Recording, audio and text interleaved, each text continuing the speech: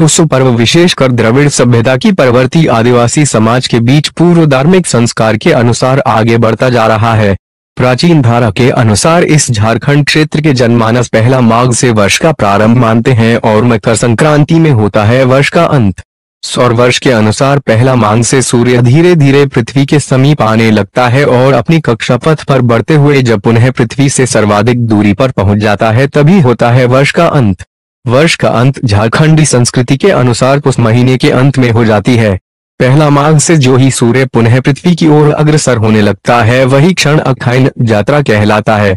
झारखंडी समाज उसी दिन से बीज बोना प्रारंभ करते हैं। आखाइन के दिन प्रारंभ कृषि कर्म भी इसी पुष महीने में पूर्णाहुति को प्राप्त करता है जब सूर्य पृथ्वी से सर्वोच्च दूरी पर स्थित होता है। पृथ्वी और सूर्य के बीच की दूरी के घटते तथा बढ़ते अंतर से ही ऋतु या मौसम परिवर्तन की घटना घटती है जो हमारे कृषि एवं प्रकृति के लिए अत्यंत महत्वपूर्ण है। विशेषकर वर्ष के अंत में सूर्य की इस स्थिति के फलस्वरूप जिस उष्ण वर्षाहीन एक अनार्द्र जलवायु में सभी जनजातियों को कृषि फसल को ही पूर्णता प्राप्त होती है एवं प्रत्येक घर धनधान्य से पूर्ण हो उठता है। जिस शक्ति के दान से जनजाति समाज पूर्णता को प्राप्त करते हैं और घर संपद से परिपूर्ण हो उठता है उसी शक्ति को शस्य देवी टुसु देवी के रूप में पूजा आराधना की जाती है।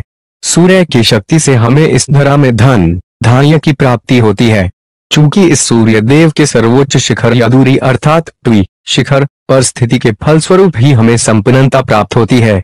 इसीलिए सूर्य अर्थात सु की इस स्थिति से प्राप्त शक्ति या धन देवी का नाम ही टुसु दिया गया था।